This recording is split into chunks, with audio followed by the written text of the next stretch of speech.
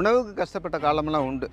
அதை மீறி அப்படியே கொஞ்சம் கொஞ்சமாக வந்துட்டோன்னு வச்சுக்கோங்களேன். நான் வந்து ஆக்சுவலாக மதுரை மாவட்டத்தில் சுண்ணாம்பூர்னு ஒரு சின்ன கிராமம். ஸோ எங்களுக்கு பக்கத்தில் திருப்புவனம் ஸ்கூல் அப்படிங்கிறது 8 to 9 கிலோமீட்டர்ஸ் இருக்கும்.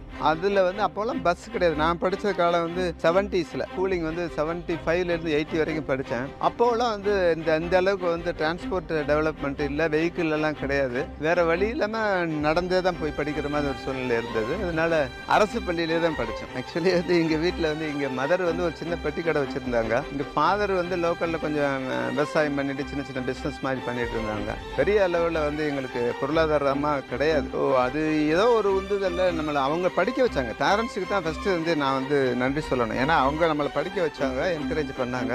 அப்புறம் அப்படியே அவங்களோட பொருளாதார சூழ்நிலைக்கு என்ன பண்ண முடியுமோ அதை பண்ணாங்க. 22 23 வயசுக்கு அப்புறம் தான் வந்து இந்த மாதிரி வந்தது. லீடிங் பொசிஷனில் வரணும்னு நினச்சேனே தவிர ஆக்சுவலாக கலெக்டர் ஆகணும், ஐஏஎஸ் ஆகணும் அப்படின்னு நினச்சது ஒரு 23 24 வயசுல தான் நமக்கு தோணுச்சு. அதுக்கப்புறம் ப்ராசஸ் பண்ணேன். மைத்ரி மூவி மேக்கர்ஸ் தயாரிப்பில் அல்லு அர்ஜுன் நடிப்பில் ஏஜிஎஸ் கல்பாத்திய சகுரம் வெளியிடும் புஷ்பா 2 வெற்றி நடை போடுகிறது.